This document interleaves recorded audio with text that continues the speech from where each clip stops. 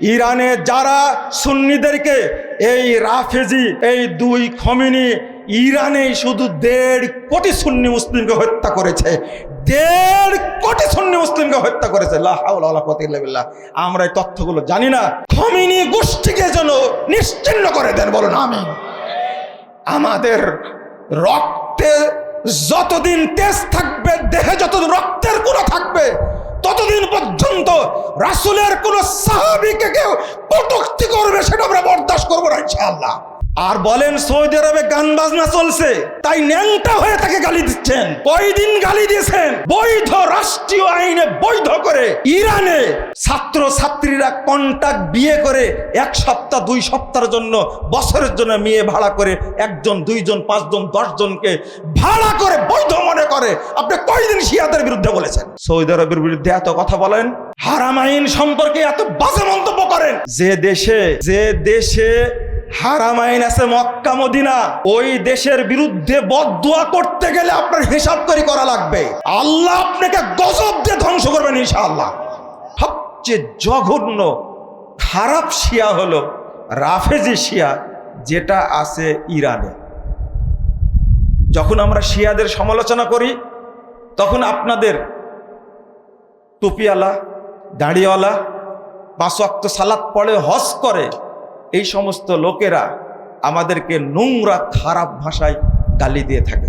সালাফি উলামায়ে কেরামকে, আহলে হাদিস উলামায়ে কেরামকে বলতে চাই, সৌদি আরবের ভাইয়েরা যত সোচ্চার, পাকিস্তানের আহলে হাদিসরা যত সোচ্চার, ইন্ডিয়ার আহলে হাদিসরা যত সোচ্চার, বাংলাদেশের আহলে হাদিস উলামায়ে কেরাম শিয়াদের ব্যাপারে অত সোচ্চার নয়। গত পরশুদিন একটা সম্মেলন হয়েছে, বাংলাদেশের এক ইসলামী দলের সদস্য আহলে হাদিসদেরকে, সালাফিদেরকে কটাক্ষ করে কথা বলেছে। সালাফিরা বিভ্রান্তি সৃষ্টি করছে। তোমরা চিরজীবন দালালি করেছ, আহলে হাদিসরা কোনো শক্তির সাথে কখনো দালালি করে না। মানুষ ভালো করেই জানে 1971 সালে সেই আয়ব খান, মিস্টার জিন্না বাংলাদেশে লক্ষ লক্ষ মানুষকে হত্যা করলো। কেন হত্যা করলো? আয়ব খান হলো শিয়া, জিন্না হলো শিয়া, ফাতেমা জিন্না হলো শিয়া। এই শিয়া শাসনের কারণে তারা চেয়েছে বাংলাদেশের সব সুন্নি মুসলমানদের হত্যা করা হোক, তাদের দুঃখ লাগেনি। এটাই হলো বাস্তবতা। বিশ্ব সন্ত্রাসী আমেরিকা এবং তার মোড়ল ট্রাম্প আর অবৈধ সন্তান ইসরায়েল, এই কুখ্যাত সন্ত্রাসীদের কারণে যুদ্ধ লেগে আছে। সারা পৃথিবীতে তেল সংকট। বাংলাদেশ একটি ছোট্ট রাষ্ট্র, এই পরিস্থিতি মোকাবেলা করা খুবই কঠিন।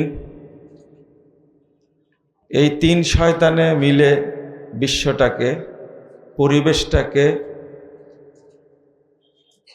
নোংরা করে ফেলেছে। আমরা দোয়া করি আল্লাহ রাব্বুল আলামিন যেন এই সন্ত্রাসীদের হাত থেকে বিশ্বকে আল্লাহ যেন হেফাজত করেন, আমিন। আল্লাহ যেন মুসলিম বিশ্বকে হেফাজত করেন, আমিন। বহু মানুষ পৃথিবীতে থাকবে, তার মধ্যে একটি কাফেলা বা একটা শ্রেণী কেবল কোরআন এবং সুন্নাহ মোতাবেক পরিচালিত হবে। ওয়ামিম্মান খালাকনা উম্মাহ ইয়াহদুনা বিল হক ওয়া বিহি ইয়াদিলুন। আল্লাহ রাব্বুল আলামিন বলছেন সূরা আরাফ 181 নম্বর আয়াত, আমি যত মানুষকে সৃষ্টি করেছি, যত কাফেলা সৃষ্টি করেছি, তার মধ্যে একটি মাত্র কাফেলা আছে ইয়াহদুনা বিল হক, যারা কেবল হক পথে পরিচালিত হয়, ওয়া বিহি ইয়াদিলুন, এবং আল্লাহর পক্ষ থেকে প্রেরিত সেই হককে প্রতিষ্ঠার চেষ্টা করে। আর এই হকটা কোন হক? এইটা আল্লাহ রাব্বুল আলামিন বলে দিয়েছেন, এটা মানুষের তৈরি কোনো বিধান, বা মানুষের তৈরি কোনো ইজম বা থিওরি, দর্শন, মতবাদ না। এটা আল্লাহর পক্ষ থেকে যে হকটা এসেছে তার উপরে যারা আমল করে তারাই জান্নাতে যাবে এবং তারাই হেদায়েত প্রাপ্ত। আল্লাহ রাব্বুল আলামিন বলছেন, কুলিল হাক্কু মির রাব্বিকুম ফামান শাআ ফালিউমিন ওয়া মান শাআ ফালইয়াকফুর ইন্না আ'তাদনা লিয-যালিমিনা নারা। সূরা আল কাহফ 29 নম্বর আয়াত। আল্লাহ বলছেন, হক আসে তোমাদের প্রভুর পক্ষ থেকে। ফামান শাআ ফালিউমিন, যার ইচ্ছা এই হকের প্রতি ঈমান আনবে, ওয়া মান শাআ ফালইয়াকফুর, যার ইচ্ছা হককে অস্বীকার করবে, কুফরি করবে। তবে যারা হককে অস্বীকার করবে, ইন্না আ'তাদনা লিয-যালিমিনা নারা, যারা এটার সীমালঙ্ঘন করবে, হককে প্রত্যাখ্যান করবে, তাদের জন্য আমি আল্লাহ জাহান্নামকে প্রস্তুত করে রেখেছি। তো হক আল্লাহর পক্ষ থেকেই কেবল আসে। জাতিসংঘে বসে কেউ হক প্রণয়ন করতে পারে না। বাংলাদেশের সংসদে বসে 300 জন এমপি মিলে কোনো হক তারা দিতে পারে না, বা আন্তর্জাতিক আদালত থেকেও হক আসে না। আল্লাহ বলছেন, আল হাক্কু মির রাব্বিকুম, হক আসে তোমাদের প্রভুর পক্ষ থেকে। এই হকের উপরে চলার মানুষ কেবলমাত্র একটা শ্রেণী। আমরা রাসূলুল্লাহ সাল্লাল্লাহু আলাইহি ওয়াসাল্লামের হাদিসের দিকে দৃষ্টি দিলে দেখতে পাই, আল্লাহ রাসূল সাল্লাল্লাহু আলাইহি ওয়াসাল্লাম একদিন সাহাবীদের সামনে একটা দাগ টানলেন। ইবনে মাসউদ রাদিয়াল্লাহু আনহু বলছেন, 4142 নম্বর হাদিস, মুসনাদ আহমদের মধ্যে এসেছে, যে খত্তালানা রাসূলুল্লাহ সাল্লাল্লাহু আলাইহি ওয়াসাল্লাম খত্তা, আল্লাহ রাসূল একটা দাগ টানলেন। টানার পরে বলছেন, হাদা সাবিলুল্লাহ, এইটা আল্লাহর রাস্তা। সুম্মা খত্তা খুতুতান আন ইয়ামিনিহি ওয়ান শিমালি, অতঃপর রাসূল সাল্লাল্লাহু আলাইহি ওয়াসাল্লাম ওই দাগটার, ওই রেখাটার, সোজা দাগটার ডাইনে এবং বামে অনেক রেখা টানলেন। এরপরে বলছেন, ওয়াহাদিহি সুবুলুন আলা কুল্লি সাবিল শাইতান ইয়াদউ ইলাই, এই প্রত্যেকটা রাস্তায় শয়তান বসে আছে, সে তার দিকে ডাকছে। এরপরে রাসূল সাল্লাল্লাহু আলাইহি ওয়াসাল্লাম কি করলেন, ফাওয়াদা ইয়াদাল ইয়ামনা আলাল আওসাত, আল্লাহ রাসূল তার ডান হাতটা সোজা রেখাটার উপরে রাখলেন। রাখার পরে বলছেন, ওয়া আন্না হাদা সিরাতি, নিশ্চয় এই সোজা রাস্তাটি আমার রাস্তা। ওয়া আন্না হাদা সিরাতি, এই সোজা রাস্তাটি আমার রাস্তা। ফাত্তাবিউহ, তোমরা এই রাস্তারই অনুসরণ করো। ওয়ালা তাত্তাবিউস সুবুল, অন্যান্য রাস্তার অনুসরণ করো না। ফাতাফাররাকা বিকুম আন সাবিলি, যদি অন্যান্য রাস্তায় চলতে যাও তাহলে এই সিরাতে মুস্তাকিম জান্নাতের পথ থেকে তোমরা বিচ্যুত হয়ে যাবে। যালিকা ওয়াসাকুম বিহি, এটা আল্লাহর পক্ষ থেকে ওসিয়ত, লাআল্লাকুম তাত্তাকুন, তোমরা যেন এই ভ্রান্ত পথগুলো থেকে সাবধান থাকো, সতর্ক থাকো। লাআল্লাকুম তাত্তাকুন আনিল ফিরাকিদ দাল্লাহ ওয়াল বাতিলা। সাহাবা একরাম বলছেন, আল্লাহ রাসূল বলছেন, আল্লাহ রাব্বুল আলামিন সতর্ক করছেন যে যত বাতিল ফেরকা আছে, যত পথভ্রষ্ট ফেরকা আছে, সেইগুলো থেকে তোমরা যেন সতর্ক থাকো। আল্লাহ এই জন্য শেষে বাক্যটা বলছেন, যালিকুম ওয়াসাকুম বিহি, এটা আল্লাহর পক্ষ থেকে তোমাদের জন্য ওসিয়ত। বন্ধুরা আমার, এখানে অনেক ফলাফল বেরিয়ে আসে। তার মধ্যে একটা হাদিস এসেছে তিরমিজির মধ্যে, হাদিসের সনদ সহিহ,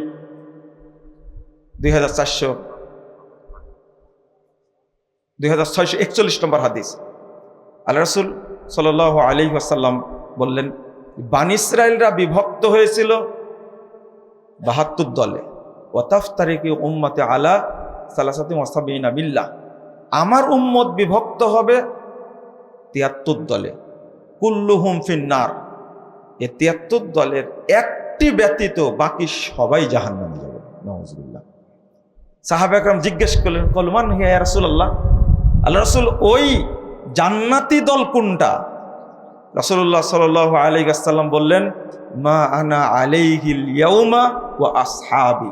মুস্তাদরাক হাকিমের ইবারত হলো মা আনা আলাইহিল ইয়াউমা, আজকের দিনে আমি এবং আমার সাহাবীরা যে নীতির উপরে আছি, এই নীতির উপরে যারা থাকবে তারাই জান্নাতি। বলুন আলহামদুলিল্লাহ। এটাকেই বলা হয় মানহাজুস সালাফ। সালাফদের মানহাজ যারা, নীতিকে যারা আঁকড়ে ধরে থাকে যুগ যুগ ধরে, তারাই জান্নাতি। এই জন্য আমাদের পরিচয়, আমরা আহলুল হাদিস, আমরা সালাফি।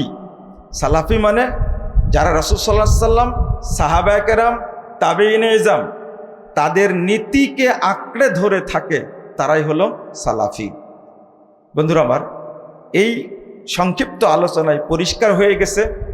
একটা প্রশ্ন থাকতে পারে আপনাদের কাছে, সেটা হলো মুসলিম উম্মাহ ভাগ হবে কেন, বিভক্ত হবে কেন?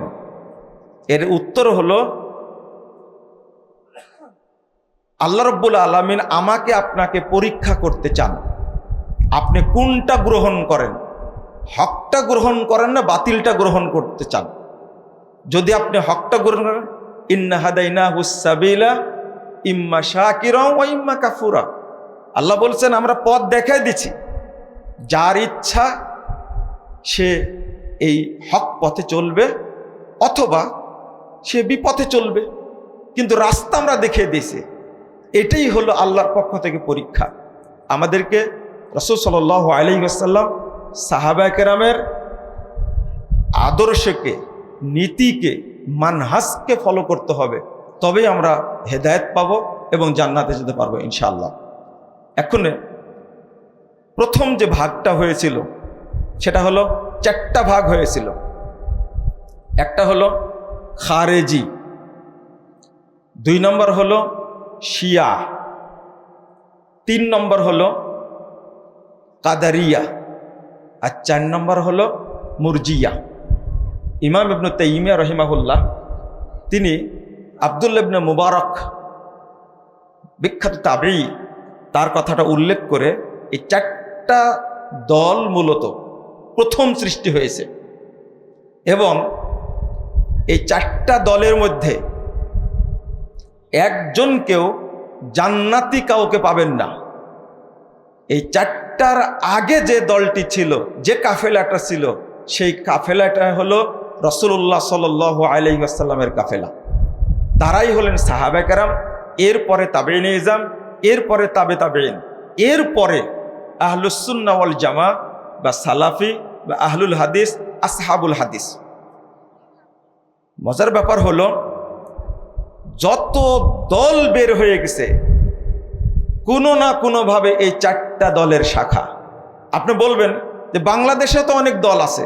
জি, বাংলাদেশে অনেক দল আছে যারা ভ্রান্ত, পথভ্রষ্ট। এই 4টার সাথে মিল আছে, হয় তারা খারেজি, নইলে তারা শিয়া, নয় তারা মুরজিয়া, না হলে কাদারিয়া। এই 4টা দলের সংক্ষিপ্ত পরিচয় রাসূলুল্লাহ সাল্লাল্লাহু আলাইহি ওয়াসাল্লাম বলছেন, আল খাওয়ারিজ কিলাবু মিনান নার, 190 নম্বর হাদিস ইবনে মাজার মধ্যে এসেছে। যারা খারেজি হবে, রাসূল সাল্লাল্লাহু আলাইহি ওয়াসাল্লাম বলছেন তারা জাহান্নামের কুকুর হবে। নাউযুবিল্লাহ, আস্তাগফিরুল্লাহ। 2 শিয়া, রাসূল সাল্লাল্লাহু আলাইহি ওয়াসাল্লাম বলে গেছেন যে আমার পরিবার নিয়ে সর্বপ্রথম পূর্ব দিক থেকে একটা কাফেলা বের হবে, সর্বপ্রথম আমার পরিবার নিয়ে তারা বিতর্ক তৈরি করবে। এই ইঙ্গিতটাই দিয়েছিলেন ইরাক এবং ইরানের দিকে, এবং শুরুই করেছে তারা মুহাম্মদুর রাসূলুল্লাহ সাল্লাল্লাহু আলাইহি ওয়াসাল্লামের পরিবার নিয়ে বিতর্ক। মা আয়েশা নিয়ে বিতর্ক, যিনি আল্লাহ রাসূলের স্ত্রী, আবু বকর সিদ্দিক রাদিয়াল্লাহু আনহুর মেয়ে। আবার হাফসাকে নিয়ে বিতর্ক, রাসূল সাল্লাল্লাহু আলাইহি ওয়াসাল্লামের স্ত্রী, দ্বিতীয় খলিফা ওমর রাদিয়াল্লাহু আনহুর মেয়ে। এরা জাহান্নামী। 3, একটা থাকলো কাদারিয়া আর একটা মুরজিয়া। একই হাদিসের মধ্যে বলেছেন রাসূল সাল্লাল্লাহু আলাইহি ওয়াসাল্লাম বলছেন, সিনতান মিন আহলিন নার লা ইয়ারিদানা আলাইয়াল হাউযা ওয়া লা ইয়াদখুলানিল জান্নাহ আল মুরজিয়া ওয়াল কাদারিয়া। দুইটা দল আমার সুপারিশ পাবে না, আমার কাউসারের দ্বারে তারা পৌঁছতে পারবে না, ওয়ালা ইয়াদখুলানিল জান্নাহ, এবং তারা জান্নাতে প্রবেশ করতে পারবে না। সেই দুইটা দল হলো মুরজিয়া এবং কাদারিয়া। আমরা এই চারটা দল সম্পর্কে ক্লিয়ার পরিষ্কার ধারণা রাসূল সাল্লাল্লাহু আলাইহি ওয়াসাল্লামের সাথে পেলাম। এই চারটা দলের শাখা হওয়া যাবে না। বাংলাদেশের বর্তমান প্রেক্ষাপট অনুযায়ী যখন আমরা শিয়াদের বিরুদ্ধে কথা বলি, তখন বাংলাদেশে অধিকাংশ মানুষ যে শিয়া তার প্রমাণ পাওয়া যায়। শিয়াদের মধ্যে সবচেয়ে খারাপ জাতের যেটা, শিয়াদের মধ্যে ইমাম ইবনু হাজাম আন্দালুসি এবং ইমাম আব্দুল করিম শাহরাস্তানি, তিনি অন্তত ৬২টা, কেউ ৭০টা ৬৯টা দলের নাম উল্লেখ করেছেন শুধু শিয়াদের মধ্যে। তার মধ্যে সবচেয়ে জঘন্য খারাপ শিয়া হলো রাফেজি শিয়া, যেটা আছে ইরানে। যখন আমরা শিয়াদের সমালোচনা করি, তখন আপনাদের টুপিওয়ালা, দাড়িওয়ালা, ৫ ওয়াক্ত সালাত পড়ে হজ করে এই সমস্ত লোকেরা আমাদেরকে নোংরা খারাপ ভাষায় গালি দিয়ে থাকে। আমি গত জুমায় শিয়াদের লিখিত বই থেকে তাদের নোংরা জঘন্য আকিদা উল্লেখ করেছিলাম। আজকে একটা বই নিয়ে আসছি, এটা গতদিনে আমি নিয়ে যাইনি, এটার সাথে ওইগুলোর সাথে এটা যোগ হবে। বন্ধুরা আমার, এই চারটা দলের শাখা হওয়া যাবে না। 2, আমরা একটা গান শুনি, যেমনি নাচাও তেমনি নাচি, পুতুলের কি দোষ। একটা গান আছে, এই শ্রেণীর লোক আছে না বাংলাদেশে, এরা সবাই হলো মুরজিয়া। সর্প হয়ে দংশন করো, উজা হয়ে ঝাড়ো, চোর হয়ে চুরি করো, তারপরে কি পুলিশ হয়ে ধরো। এই যে যিনি চোর তিনি পুলিশ, নাউজুবিল্লাহ, আস্তাগফিরুল্লাহ। এই যে সব কিছু কাকে বোঝাচ্ছে? কাকে বোঝাচ্ছে? আল্লাহকে বোঝাচ্ছে। মানে তিনি চুরি করেন, আবার তিনি পুলিশ হন। এই যে আকিদা, এই যে বিশ্বাস যারা করে, এরা সব হলো মুরজিয়া। কাদারিয়া কারা? যারা তাকদিরকে মাছ পয়সা মূল্য দেয় না। তারা কি বলে জানেন? ধৈর্যই ধর্ম। কি বলে?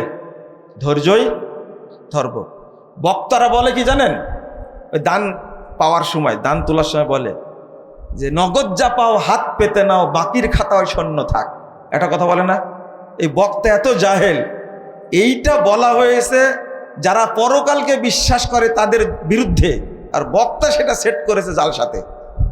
নগদ যা পাও হাত পেতে নাও, বাকির খাতায় শূন্য থাক। এরা তাকদিরকে বিশ্বাস করে না, পরকালকে বিশ্বাস করে না, ওরা শুধু দুনিয়াকে বিশ্বাস করে। নাউজুবিল্লাহ।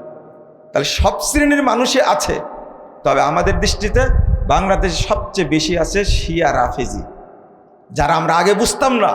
এটা এখন আমেরিকার সাথে, ইসরায়েলের সাথে, মধ্যপ্রাচ্যের মুসলিমদের, সুন্নি মুসলিমদের সবচেয়ে বড় শত্রু ইরানের যুদ্ধ হওয়ার কারণে আমরা এখন বুঝতে পারছি যে আমাদের আশেপাশে যারা বসবাস করে, যারা টুপি মাথায় দিয়ে থাকে, ইসলামী দলের সাথে জড়িত, বিভিন্ন দলের সাথে জড়িত, ইসলামী দল বলে, এরা সব রাফেজি শিয়া। এদের আকিদায় অনেক ত্রুটি আছে। রাফেজি শিয়ার ব্যাপারে আমি আপনাদের কয়েকটা কথা তুলে ধরি, সেটা বললে আপনাদের ভালো লাগবে আশা করি, যে তারা কত খারাপ, কত জঘন্য। এই রাফেজি শিয়ারা, মুখতাসার কথা, তারা আবু বকর, ওমর, ওসমান, এই 3 জন খলিফা, অর্থাৎ 4 জন সাহাবী বাদ দিয়ে তারা সমস্ত সাহাবী, তাবেঈ, তাবেঈ এবং সমস্ত ইমামগণ, মুহাদ্দিসগণ, পাশাপাশি পৃথিবীর সমস্ত সুন্নি মুসলিমদেরকে তারা কাফের মনে করে। বলুন নাউজুবিল্লাহ। শুধু কাফের মনে করে না, এবং তাদেরকে হত্যা করা তারা বৈধ মনে করে। তাদেরকে হত্যা করা, সুন্নি মুসলিমদেরকে হত্যা করা তারা বৈধ মনে করে, এবং সেটা তাদের কিতাব থেকেই আমি একটু বলতে চাই, বললে আপনাদের জন্য সুবিধা হবে। দেখেন, শিয়াদের একটা কিতাব, আমি গত খুতবায় বইটা দেখে বলেছিলাম, আল কাফি 3 নম্বর খণ্ডের 342 পৃষ্ঠায় বলছে, কানা আইম্মাতু আহলিল বাইত, শিয়াদের যারা ইমাম আছে, ইয়ালআনুনা আ'দা আল্লাহি ফিস সালাওয়াতি ওয়া ফি আদবারিস সালাওয়াত, তারা সালাতের মধ্যে এবং সালাতের পরে সমস্ত সাহাবায়ে কেরামের উপরে লানত করে, বদদুয়া করে। নাউজুবিল্লাহ। এরপরে বলছেন,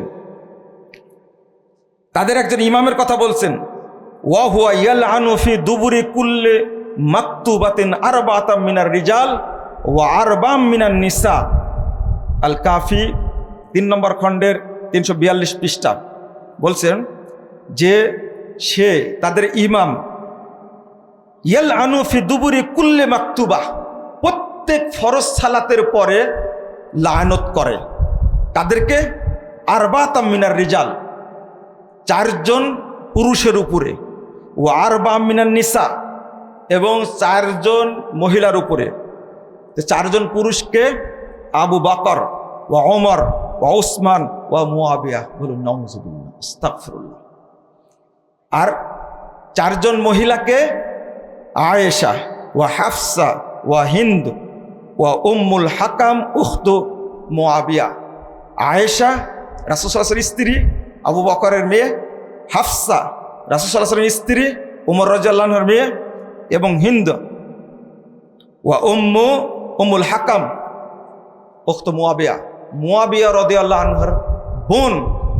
এই 4 জনের উপরে তারা 5 ওয়াক্ত সালাতে এবং সালাতের পরে লানত করে থাকে। তারা নিজেরাই বইয়ের মধ্যে লিখছে, একটা খবিস, এই শয়তান নাম হলো মোহাম্মদ বাকির আল মাজলিসি। আমি খবিস কেন বললাম? আর আগের কথাটা বললাম আল কুলাইনি, এই খবিসের কথা। নাউজুবিল্লাহ, আস্তাগফিরুল্লাহ। সে বলছে যে, আলা তুখবিরুনি আন হাদাইনের রাজুলাইনে আন আবি বকর ওয়া ওমর। বলছে এই বাকের মাজলিসি, এই শয়তান 30 নম্বর খণ্ডের, তার একটা বই বিহারুল আনোয়ার, এই বইটা 110 খণ্ডে সমাপ্ত। আমি গত খুতবায় বইটা দেখাইছি। 30 নম্বর খণ্ডের 381 পৃষ্ঠায় এই খবিস উল্লেখ করছে যে আমাদের ইমামকে বলা হলো 2 জন ব্যক্তি সম্পর্কে বলো, আন আবি বকর ওয়া ওমর, আবু বকর ওমর সম্পর্কে বলো। ফাকালা, আমাদের ইমাম বলছেন, কাফেরানে, এই 2টাই কাফের। জোরে বলেন নাউজুবিল্লাহ। কাফিরুন মান আহাব্বাহুমা, যারা এই 2 জনকে ভালোবাসে তারাও কাফের। তাহলে এই শিয়াদের দৃষ্টিতে আমরা মুসলিম না কাফের? বলেন, আমরা মুসলিম না কাফের? আমরা আবু বকর রাদিয়াল্লাহু আনহুকে মহব্বত করি, রাসূল সাল্লাল্লাহু আলাইহি সাল্লামের পরে যে ব্যক্তি সবচেয়ে উত্তম ব্যক্তি তাকে মহব্বত করি। আবু বকরের পরে যিনি সবচেয়ে উত্তম ব্যক্তি ওমর, তাকে মহব্বত করি। আবু বকর ওমর যেমন কাফের, তেমনি যারা তাদেরকে ভালোবাসে তারাও কাফের। আমি আপনার মাকে বেশ্যা বলি আর আপনি আমাকে দুলাভাই বলেন, তাই না? এরকম কেউ আছেন নাকি? আছেন? আমি যদি বলি আপনার মাকে বেশ্যা, আপনি কি বলবেন আমাকে? দুলাভাই। কি বলবেন? বলেন, উত্তর দেন না। অজ্ঞতা। কাল কিয়ামতের মাঠে আপনাকে আবু বকরের সামনে উপস্থিত করা হবে। পড়েন না সূরা ফাতিহার মধ্যে, ইহদিনাস সিরাতাল মুস্তাকিম সিরাতাল্লাযীনা আনআমতা আলাইহিম। পড়ি না এটা সূরা ফাতিহায়? আমরা তো আবু বকর উমরের পথে চলতে চাই। আল্লাহ বলে দিচ্ছেন গায়রিল মাগদুবি আলাইহিম ওয়ালাদ-দাল্লিন, তাদের পথে চলতে চাই না যারা মাগজুব, যারা দল্লিন, ইহুদি খ্রিস্টানের পথে আমরা চলতে চাই না। আমরা চলতে চাই সিদ্দিকিন, শুহাদা, নবীন, সলেহিন, তাদের রাস্তায় চলতে চাই। আর আমাদের সলেহ, আমাদের যারা সিদ্দিক, তাদেরকে তারা কাফের বলে, আর আমরা তাদের জন্য কেঁদে বুক ভাসিয়ে দিই, তাই না? হ্যাঁ, লজ্জা কোথায় রাখবেন? শুধু তাই, শুনে নেন, আবার বলছে ওই একই 30 নম্বর খণ্ডের 381 পৃষ্ঠা এই খবিস উল্লেখ করেছেন। আখবিরনি আন হাদার রাজুলাইনে, এই দুই ব্যক্তি সম্পর্কে বলো। বলছে হুমা আউয়ালু মান যালামানা হাক্কানা, এই দুইজনের পৃথিবীর প্রথম দুইজন যে আমাদের হক কেড়ে নিয়েছে, জুলুম করেছে। ওয়া আখাযা মিরাথানা, আর আমাদের মানে উত্তরাধিকার সূত্রে প্রাপ্ত সম্পদ কেড়ে নিয়েছে। ওয়া জালাসা মাজলিসান কুন্না আহাক্কা বিহি মিনহুমা, আমাদের জায়গা তারা দখল করেছে। অর্থাৎ আবু বকর, ওমর, উসমানকে এই অভিশপ্ত ইরানের রাফেজি শিয়ারা খলিফা মনে করে না। যারা কাফের মনে করে তারা খলিফা মনে করবে? যে ব্যক্তি আবু বকর উমরকে খলিফা মানবে না, সন্দেহ করবে, সে মুমিন না কাফের? সে সরাসরি বলছে। আচ্ছা, আবু বকর রাদিয়াল্লাহু আনহুকে খেলাফত দখল করেছেন নিজে, ওমর দখল করেছেন, ওসমান দখল করেছেন, মিথ্যা অপবাদ দিয়েছে। এরপরে বলছে লা গফারাল্লাহু লাহুমা, এদেরকে আল্লাহ ক্ষমা করবে না, ওয়ালা রহিমাহুমা, এদেরকে আল্লাহ রহম করবে না। নাউযুবিল্লাহ, আস্তাগফিরুল্লাহ। কাফেরান, এরা দুইজনই কাফের। কাফিরুন মান তাওয়াল্লাহুমা, যারা এই দুইজনকে খলিফা মনে করে তারাও কাফের। এবার বলেন তো, আবু বকর ওমর রাদিয়াল্লাহু আনহুকে সব সাহাবী কাফের মানতেন না? কাফের মানতেন না? না খলিফা মানতেন? খলিফা মানতেন। তা আবু বকর উমরকে যারা কাফের বলে এবং যারা তাকে খলিফা মেনেছে তাকে যাদেরকে কাফের বলে, তাহলে সব সাহাবীকে এরা কাফের বলল না? আমরা খলিফা মানি না, আবু বকর উমরকে খলিফা মানি না, আমরা শিয়াদের দৃষ্টিতে কি হয়ে গেলাম? কাফের হয়ে গেলাম। শোনেন, এরপরে বিহারুল আনোয়ার এই খবিস, এই ইবলিসের শয়তান লিখেছে 28 নম্বর খণ্ডের 279 পৃষ্ঠায়, ইন্নান নাস কুল্লাহুম ইরতাদ্দু বাদা রাসূলিল্লাহি সাল্লাল্লাহু আলাইহি ওয়াসাল্লাম গায়রা আরবাহ, আল্লাহর নবীর পরে 4 জন ছাড়া বাকি সবাই মুরতাদ হয়ে গেছে। মুরতাদ মানে কি? কাফের হয়ে গেছে সবাই। আল্লাহর নবীর পরে তাহলে রাসূলের স্ত্রীরা সব কাফের হয়ে গেছে, সাহাবায়ে কেরাম সব কাফের হয়ে গেছে, তাবেঈরা কাফের হয়ে গেছে। 4 জন কাফের হয়নি। 4 জন কে বলতে পারেন? আলী, ফাতেমা, হাসান, হুসাইন, এই 4 জন কাফের হয়নি, বাকি সব কি হয়ে গেছে? কাফের হয়ে গেছে। নাউজুবিল্লাহ। আপনারা চুমা খাবেন? বন্ধুরা আমার, কতটা আপনি রেফারেন্স নেবেন? কতটা আপনি আপনার মাকে যারা জেনাকারিনী বলে, একটা প্রশ্ন করি, আমি যদি আপনার মাকে জেনা বলি, বেশ্যা, জেনা করেছে, আপনি আমাকে আজকে এখান থেকে ছেড়ে দিবেন? উত্তম মাধ্যমে দিবেন, তাই না? আচ্ছা, আপনার মা কি সবার মা? হ্যাঁ, আপনার ভাই বোনের মা। কিন্তু যাকে নিয়ে এখন কথা বলছি, হাক্কুল ইয়াকিন, এই ইবলিস লিখছে 311 পৃষ্ঠা, আম্মা লাউ কাদ কামা কায়িমুনা, এই ইবলিস লিখছে আমাদের খেলাফত যেদিন প্রতিষ্ঠিত হবে, অর্থাৎ মক্কা মদিনা যেদিন দখল করবে আমাদের খলিফা, লাকাদ রুদ্দাত ইলাইহিল হুমায়রা, বলেন তো হুমায়রা কার নাম? আয়েশা রাদিয়াল্লাহু আনহা। মাশাআল্লাহ, একটা হাদিস, সহিহ হাদিস এসেছে, রাসূল সাল্লাল্লাহু আলাইহি ওয়াসাল্লাম আয়েশা রাদিয়াল্লাহু আনহাকে হুমায়রা বলে ডাকতেন। এই ইবলিসগুলো এই কথাটা উল্লেখ করেছেন। লাকাত রুদ্দাত ইলাইহি হুমায়রা, হুমায়রাকে কবর থেকে উঠানো হবে, হাত্তা ইউজলিদা আল হাদ, তার উপরে জেনার হদ জারি করা হবে। ওয়া হাত্তা ইয়ান্তাকিমা লিবনাতি মুহাম্মদ ফাতেমা মিনহা, ফাতেমার সাথে যে আয়েশা অন্যায় করেছে এই প্রতিশোধ দেবে আমাদের ইমাম। সমস্ত পৃথিবীর সমস্ত সাহাবের মা, সমস্ত তাবের মা, সমস্ত তাবের মা, সমস্ত মুহাদ্দিস উলামা কেরামের মা, সমস্ত ইমামগণের মা, সমস্ত মুসলিম নরনারীর মা আয়েশা রাদিয়াল্লাহু আনহাকে যারা বেশ্যা বলে, তারা চায় মক্কা মদিনা দখল করে মা আয়েশার লাশ তুলে তারা তাকে রজম করে হত্যা করবে। আবার আল্লাহ এই খমিনি গোষ্ঠীকে যেন নিশ্চিহ্ন করে দেন, বলুন আমিন। আমাদের রক্তে যতদিন তেজ থাকবে, দেহে যতদিন রক্তের গুণা থাকবে, ততদিন পর্যন্ত রাসূলের কোন সাহাবীকে কেউ কটূক্তি করবে সেটা আমরা বরদাস্ত করবো না ইনশাআল্লাহ। প্রশ্নই আসে না এইভাবে অপমান করতে পারে আমাদের মাকে। তিনি রাসূলুল্লাহ সাল্লাল্লাহু আলাইহি সাল্লামের সবচেয়ে দামি স্ত্রী একজন। আল্লাহ রাসূল বলছেন পৃথিবীতে সমস্ত খাদ্যের মধ্যে সারিদ খাবার যেমন সবচেয়ে প্রিয়, তেমনি সমস্ত মহিলার মধ্যে আয়েশা হলেন সবচেয়ে দামি মহিলা। আল্লাহ রাসূল বলছেন আয়েশা জাওজাতি ফিল দুনিয়া ওয়াল জান্নাহ।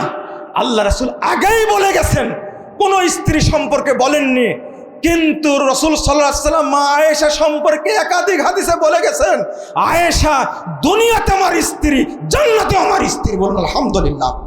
আল্লাহর নবী যখন মারা যান তখন মা আয়েশার বুকের উপরে মাথা রেখে তিনি মারা গেছেন। সেই আয়েশার উপরে জিনার অপবাদ দেয় যে আয়েশা সম্পর্কে আল্লাহ 10টি আয়াত নাজিল করেছেন একসঙ্গে। আল্লাহ রাব্বুল আলামিন এত আয়াত একসঙ্গে নাজিল করেননি কখনো। মা আয়েশার জন্য সূরা নূরের 11 থেকে নিয়ে 20 আয়াত পর্যন্ত একটানা 10টি আয়াত নাজিল করেছেন, আয়েশাকে সমস্ত দোষ থেকে মুক্ত করেছেন। আলহামদুলিল্লাহ। সে মা আয়েশাকে তারা জেনাকারিনী মহিলা বলে, আর আমরা তাদেরকে দুলাভাই বলি। ইজ্জতের ব্যাপার আছে, তাদের আকীদার শেষ নাই, তাদের নোংরা খারাপ কত আকীদা আছে সেটা আমি অত উল্লেখ করতে যাব না। এই ফুরুইল কাফি 5 নম্বর খণ্ডের 563 পৃষ্ঠায় এই শয়তান লেখছে একটা কথা, এই ইবলিস লেখছে ইয়াজুজুলিল মুতাজাব্বিজাতিল আতামাত্তু বিশারতি আদামি ইলমি জাওজিহা। বিবাহিতা স্ত্রী অন্য কোনো পুরুষের সাথে স্বামী থাকা সত্ত্বেও অন্য পুরুষের সাথে সাময়িক কন্টাক্ট 2 ঘন্টা 5 ঘন্টা একসঙ্গে, মানে 1 সপ্তাহের জন্য বিয়ে করতে পারে। স্বামী আছে অথচ বৈধ, সে অন্য আর একটা পুরুষের কাছে ভাড়া খাটতে পারে। তাদের কিতাবের মধ্যে উল্লেখ করছে। আপনারা বলেন, আপনারা কি আর একটা করে বলি, আল ইস্তিফসার একটা গ্রন্থ, আবু জাফর মোহাম্মদ ইবনে হাসান আত-তুসি এই ইবলিস লিখেছে, আর রজুলু ইয়াহিল্লু লি আখিহি ফারজা জারিয়াতিহি। নিজে তার মেয়েকে, নিজে তার নিজের বেটিকে অন্য লোকের কাছে তার লজ্জাস্থান ভাড়া দিতে পারে। কলা যখন জিজ্ঞেস করলো, কলা নাম লা বাসা বিহি লাহু মা আহাল্লা লাহু মিনহা। আরে ভাড়া নিলেতে তার জন্য বৈধ হয়ে গেল। আর একটা শোনেন, আল ইফতিসার 3য় খণ্ডের 136 পৃষ্ঠা বলছে, তাদের ইমাম সম্পর্কে বলছে, ইয়া মোহাম্মদ খুয হাযিহিল জারিয়া, বলছে এই তুমি এই মেয়েটাকে নাও, তাখদিমুকা ওয়া তুসিবু মিনহা, সে তোমার খেদমত করবে আর তুমি ওকে ধর্ষণ করবে। ফাইদা খরাজাত ফারদুদহা ইলাইনা, আর যখন তুমি সফর থেকে চলে যাবে তখন আমার তুমি এটা জমা দিয়ে দেবে। যে দেশে 1 ঘন্টা 1.5 ঘন্টা আধা ঘন্টার জন্য মেয়ে ভাড়া পাওয়া যায়, সে দেশে কি বেশ্যালয় দরকার হয়? পুরো ইরানটাই তো পতিতালয়। আর বলেন সৌদি আরবে গান বাজনা চলছে, তাই ন্যাংটা হয়ে তাকে গালি দিচ্ছেন। কয়দিন গালি দিয়েছেন যে বৈধ রাষ্ট্রীয় আইনে বৈধ করে ইরানে ছাত্র ছাত্রীরা কন্ট্রাক্ট বিয়ে করে 1 সপ্তাহ 2 সপ্তাহের জন্য বছরের জন্য মেয়ে ভাড়া করে 1 জন 2 জন 5 জন 10 জনকে ভাড়া করে বৈধ মনে করে। আপনি কয়দিন শিয়াদের বিরুদ্ধে বলেছেন? সৌদি আরবের বিরুদ্ধে এত কথা বলেন, হারাম আইন সম্পর্কে এত বাজে মন্তব্য করেন। যে দেশে হারাম আইন আছে মক্কা মদিনা, ওই দেশের বিরুদ্ধে বদদুয়া করতে গেলে আপনার হিসাব করে করা লাগবে। আল্লাহ আপনাকে গজব দিয়ে ধ্বংস করবেন ইনশাআল্লাহ। বন্ধুরা আমার, আমি আপনাদের আর কষ্ট দিতে চাই না। এই বিয়েটা সম্পর্কে ছোট্ট একটা কথা বলিনি, আস্তাগফিরুল্লাহ। মানাহেজুস সাদেকিন, তাফসির মানাহেজুস সাদেকিন, এই বইয়ের 356 পৃষ্ঠা লিখছে, এই যে কন্ট্রাক্ট বিয়ে যে করলো 1 ঘন্টা 2 ঘন্টার জন্য, আধা ঘন্টার জন্য, মুতা বিয়ের স্ত্রীর গর্ভের স্থায়ী সন্তান স্ত্রীর গর্ভের সন্তানের চেয়ে উত্তম। আপনার বিয়ে করা যে সন্তান হয়েছে বৈধ, এর চেয়ে মুতা বিয়ে করে যে সন্তান হয়েছে ওটা কি উত্তম। আর মুতা বিয়ের বিধান অস্বীকারী কাফের মুরতাদ। তাহলে আমরা তাদের দৃষ্টিতে কি কাফের? আমরা কি কন্ট্রাক্ট বিয়েকে জায়েজ মনে করি? ওই যে বাংলাদেশ চালু আছে না, 1 ঘন্টার জন্য, সেটা কি হিল্লা ভুলে গেছেন আপনার? এই হিল্লা বিবাহ চালু আছে, বউ তালাক দিয়েছে, 3 মাস কি পার হয়ে গেছে, 3 তালাক হয়ে গেছে, কি করা লাগবে? এখন সব দৌড়ায় আহলে হাদিসের কাছে ফতোয়া নিতে। না, আহলে হাদিসের কাছে যাওয়া ছাড়া বউকে নষ্ট করাতে বিরত থাকার কোনো উপায় নাই। সব দৌড়ায় তখন আহলে হাদিসের কাছে। আর তাদের কাছে ফতোয়া হলো 3 তালাক দিয়ে দিলে বউ হারাম হয়ে যায়, হালাল করতে হবে কি করে? 1 ষাঁড়ের সাথে বিয়ে দিতে হবে, 1 রাত রেখে আবার ফেরত দিতে হবে। বাংলাদেশ চালু আছে না? ওই আপনার ভাইরাল বক্তাগুলো এই ধর্ষণের বিরুদ্ধে কথা বলে না কেন? শুধু 10 মুজাফফরের, তাই না? আমার ঠোঁট কাট আমি বলে দিই, তাই কোন হুজুর এই ধর্ষণের বিরুদ্ধে কথা বলে না কেন? যেটা জাহেলি যুগের প্রথা বাংলাদেশে চলছে, শিয়ারা এটা রাষ্ট্রীয়ভাবে বৈধতা দিয়েছে। নাউজুবিল্লাহ, ওটা তালাক লাগে না, এমনি চলে ওটা শিয়ার ওখানে। আর এত খারাপ ফজিলত বর্ণনা করেছে, আমি গ্রামের মানুষ এখানে বলা উচিত না, আমি বলবো না। এটা কত খারাপ কথা এখন বলা যাবে না। বন্ধুরা আমার, যে বয়টা দেখাতে চেয়েছিলাম, এই শয়তানের বাড়ি বেশি দূরে না, বেশি আগে জন্ম নেয়নি। 1571 সালে জন্ম, 1629-এ মৃত্যু। এই শাহ আব্বাস, ওকে বলা হয় আব্বাস দ্য গ্রেট। এই শয়তান কি করেছে একটু পড়ে শোনা দিই। শিয়াদের লেখা বই এটা, আল আনোয়ারুন নুমানিয়া, লিখছে সৈয়দ নেমাতুল্লাহ জাজাইরি। সৈয়দ নেমাতুল্লাহ জাজাইরি লিখছে, ইন্না সুলতান আল আযম শাহ আব্বাস আল আউয়াল, শিয়াদের খলিফা, এই ইরানের খলিফা, এ কি করেছে? লাম্মা ফাতাহা বাগদাদ, যখন বাগদাদ জয় করলো, আমারা বিআইয়ুজ আলা কবর আবি হানিফা কানিফা, তখন সে নির্দেশ দিল, এই ইবলিস নির্দেশ দিল আবু হানিফার কবরটাকে যেন সেটা বাথরুমে পরিণত করা হয়, শৌচাগার পরিণত করা হয়। নাউজুবিল্লাহ, আবু হানিফার যেন কবর, ওই কবরটাকে বাথরুম করা হলো। ওয়াকাদ আওকাফা ওয়াকফান শারঈয়ান বাগলাতাইন, এই শয়তান 2টা গাধা, খচ্চর, গাধা না তো খচ্চর 2টা ওয়াকফ করে দিল। ও আমার আবি রব্তিহিমা, আর বলল আলা রাসিস সুক, ওই বাজারের পাশে বেঁধে রাখো ওকে। হাত্তা আন্না কুল্লা মান ইউরিদুল গায়তা ইয়ারকাবাহা, যে পায়খানা করতে যাবে ওই বাথরুমে, ওই শৌচাগার ল্যাট্রিনে, সে যেন গাধার পিঠে উঠে যায়।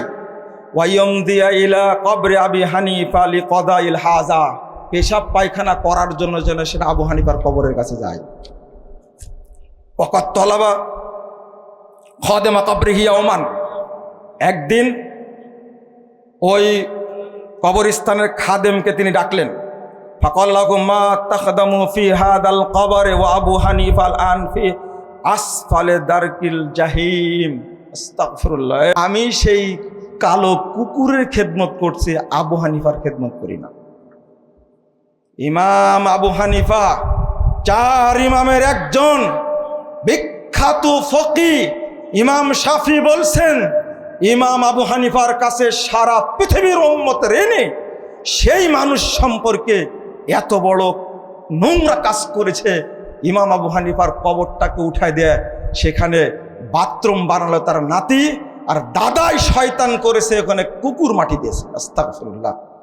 আর সেই রাফেজি শয়তানদেরকে আমরা এত ভালোবাসা দিই, আমি আপনাদের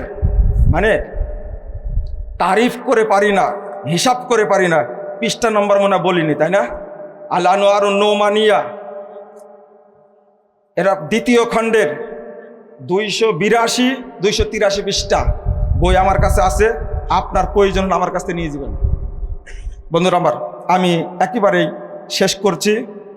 এই এখনকার যে শয়তানগুলো আছে তাদের কথা শুনবেন না, অল্প করে বলবো, অল্প করে। অনেক কষ্ট করেন সারা জীবন, আজকে একটু হালকা কষ্ট দিই।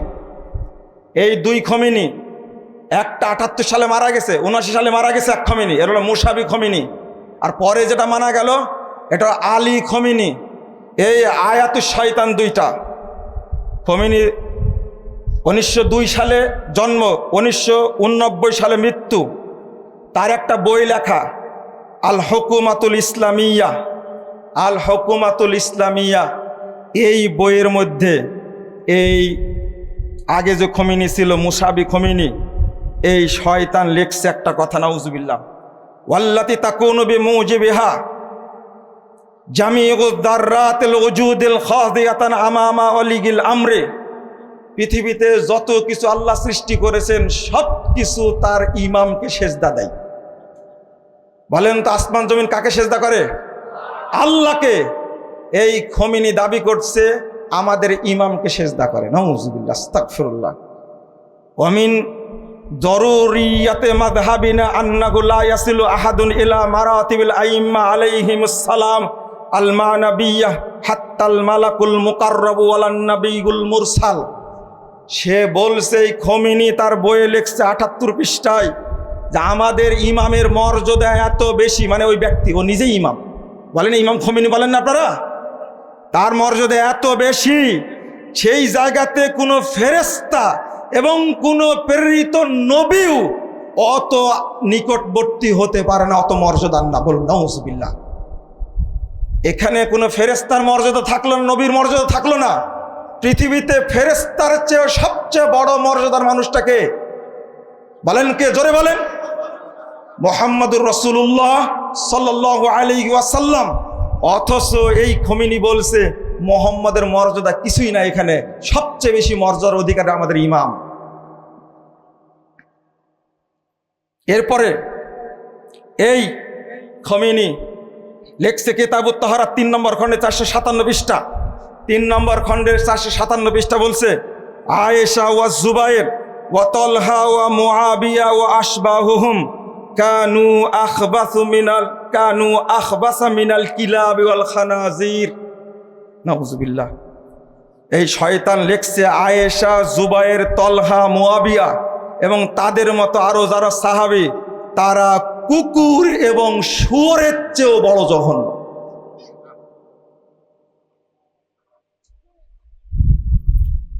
এই পরের খমিনি যে মারা গেল, পরের খমিনি যে কয়েকদিন আগে মারা গেল, এই শয়তানটা কি লিখছে দেখেন। তার লেখা বই একটা, আল খাওয়াস ওয়াল লাহাজাত। সে লিখছে, লানা সেরালাহু সেওয়া ফাতিমা ওয়া বাযিস সাহাবা ওয়া ক্বাদ তাকালাবা আলাইহিল জামিউ ফাসবাহা বাইনা ফারিকাইন আল আউয়ালু মুতাজাহিলুন লিহাক্কিহি ওয়াস সানি মুনাফিকুন হাসিদ।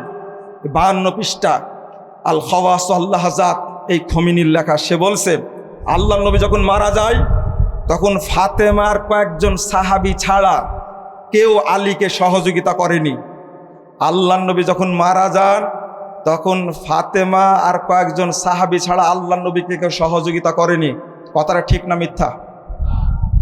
এরপরে বলছে কত্তাকালাবা আলাইহিল জামি, অন্য সব সাহাবী আলীর উপরে কুত্তার মতো ঝাঁপিয়ে পড়ে।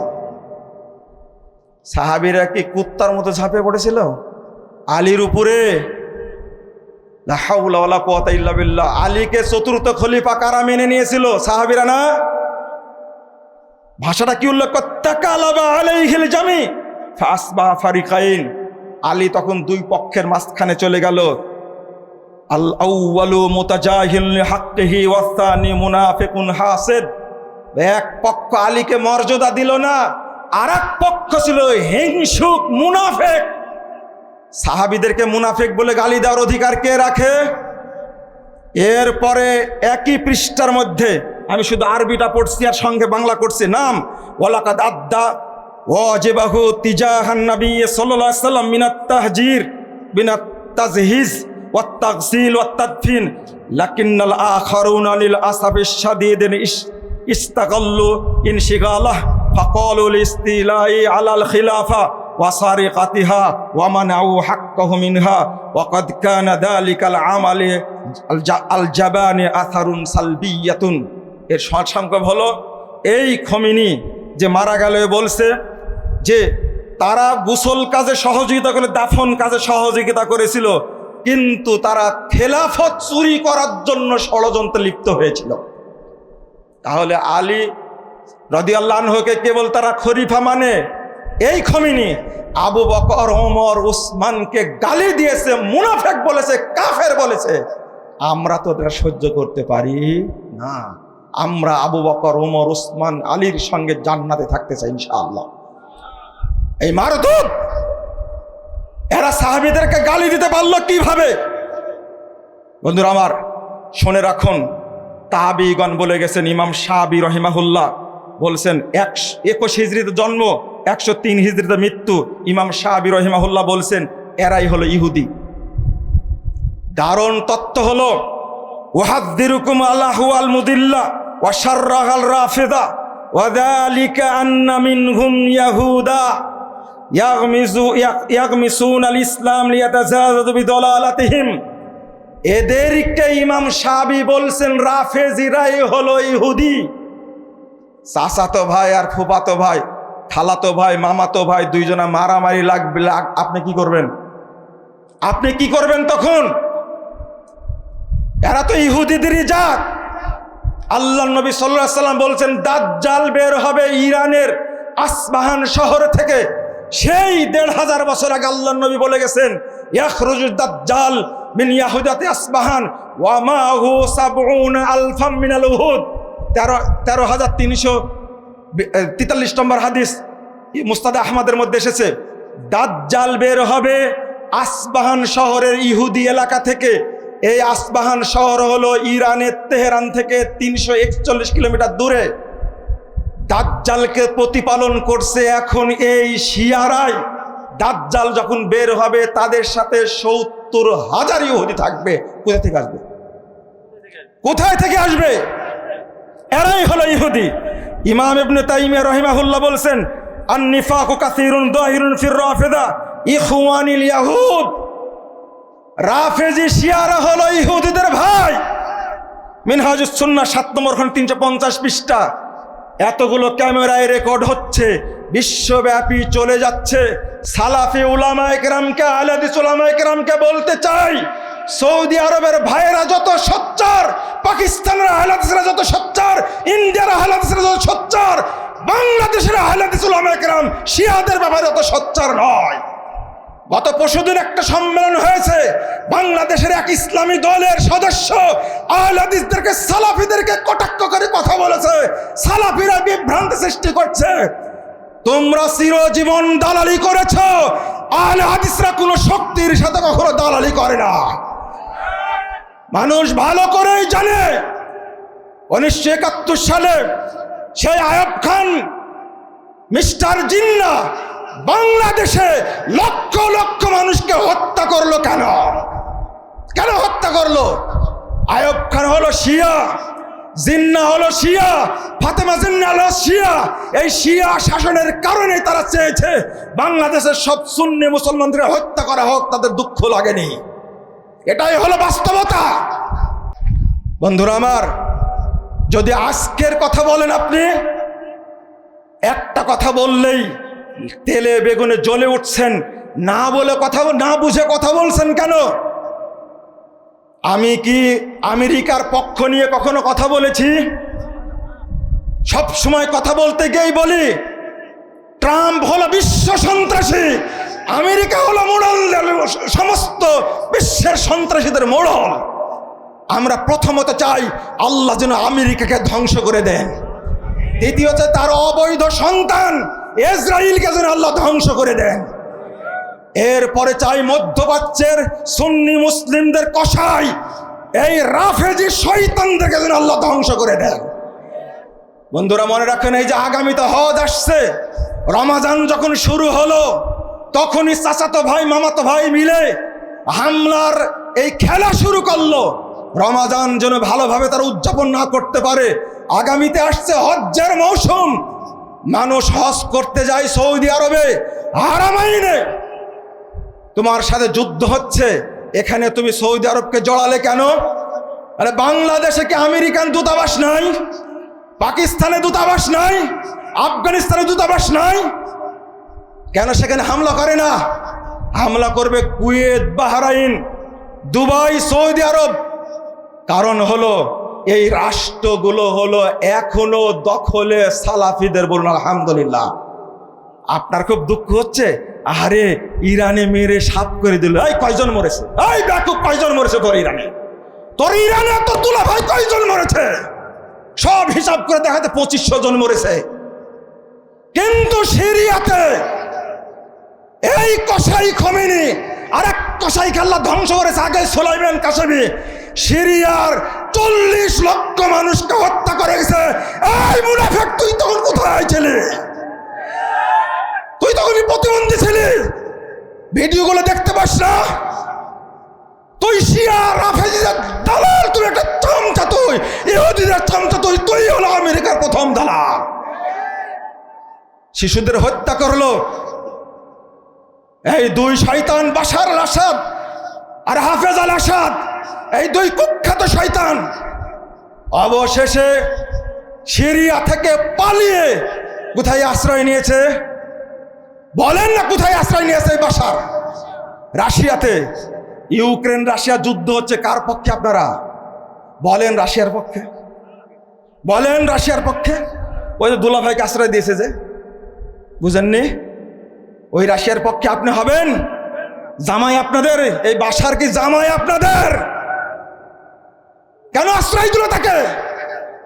এই ইরান এই পুতিনের অস্ত্র নিয়েই ইয়ামানে 20 লক্ষ মানুষকে হত্যা করেছে ইরান, এখনো মারছে।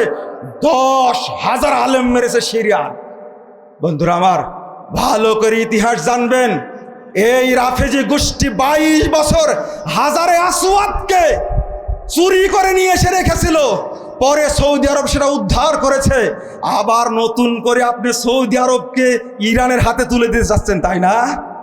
এক শয়তান, এক ইবলিস, সাগর নামে এক শয়তান, এই সাংবাদিক, এই সাইফুল সাগর, সেই স্ট্যাটাস দিছে গর্ব করে, আমি চাই সৌদি আরব থেকে মক্কা মদিনাকে মুক্ত করতে হবে। তুমি মক্কা মদিনাকে দখল করবে? তুমি, তোমার স্বপ্ন কোনোদিনও বাস্তবায়িত হবে না ইনশাআল্লাহ। তুমি ধ্বংসের জন্য অপেক্ষায় থাকো, সাগরকে সাগরে যেতে হবে ইনশাআল্লাহ। যারা হারামাইনের বিরুদ্ধে কথা বলে, ওর লজ্জা শরম বলতে কিছু আছে? মা আয়েশাকে গালি দেশে কথা বলতে পারে না? সারাদিন সৌদি শাসকদের বিরুদ্ধে কথা বলে। এতগুলো মানুষকে হত্যা করলো। ওই যে ভেনেজুয়েলার প্রেসিডেন্ট মাদুরোকে ধরে নিয়ে আসলো এই সন্ত্রাসী ট্রাম্প, তুমি কয়দিন তার বিরুদ্ধে কথা বলেছো? কয়দিন কথা বলেছো? রাশিয়া ইউক্রেনে কত মানুষকে মারলো, ইহুদিদেরকে মারছে, তুমি কয়দিন কথা বলেছো? ইউক্রেন নাকি 80,000 রাশিয়ার সেনা হত্যা করেছে, তুমি কয়দিন কথা বলেছো? দুইজনের যুদ্ধ লাগছে, রাশিয়া ইউক্রেন। আমার কি মাথা ব্যথার কোনো দরকার আছে? তবে সবাই চাই আমেরিকাকে যে ধ্বংস করবে আমরা তার পক্ষে, তাই না? এটা তো ঠিক আছে। তাই বলে কি আপনি পুতিনের জানাজা পড়বেন? আপনি তাই বলে পুতিনের জানাজা পড়বেন আপনি নাকি? আপনাকে বোঝা লাগবে, চিন্তা করা লাগবে। বন্ধুরা আমার, আমি আপনাদেরকে কষ্ট দিলাম, আমাকে মাফ করবেন। আমি গত 2 বছর খুতবা দেইনি। আপনাদের একটা চাহিদা ছিল মুজাফফরজনে খুতবা দেই।